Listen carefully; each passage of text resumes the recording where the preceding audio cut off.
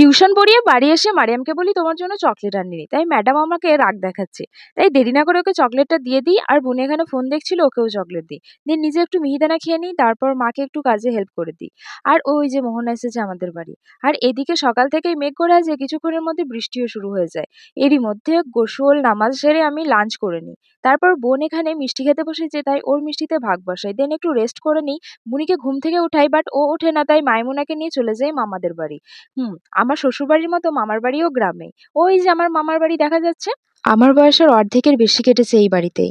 আর কেন জানি না নানা নানি কেউ বেঁচে না থাকায় এখানে আর আসতে ইচ্ছে করে না। মামা মামিরা সবাই ভক্তি আদর ঠিকই করে, কিন্তু তাও মন ভরে না। অনেক স্মৃতি জড়িয়ে আছে নানা নানিকে নিয়ে, তাই এলেই মন খারাপ হয়ে যায়। আর আমার মামার বাড়ির মতো মায়ের মামার বাড়িও এই গ্রামে। আর এই যে এটা হলো আমার মায়ের মামার বাড়ি, আমার জন্মের পর দেখা প্রথম বাড়ি। এখানেও অনেক অনেক স্মৃতি জড়িয়ে আছে।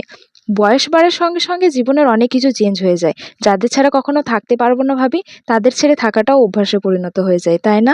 আর এই দেখো, মারিয়াম বদমাশি করছিল, তাই ওকে শাস্তি দিচ্ছিলাম, দেন কান ধরে সরি বলে ওকে ছেড়ে দিই। আর মারিয়ামের সব বন্ধুরা এসছে খেলতে। ভিডিও ভালো লাগলে লাইক করে দিও, আর নেক্সট ভিডিওর জন্য চ্যানেলটা সাবস্ক্রাইব করতে ভুলো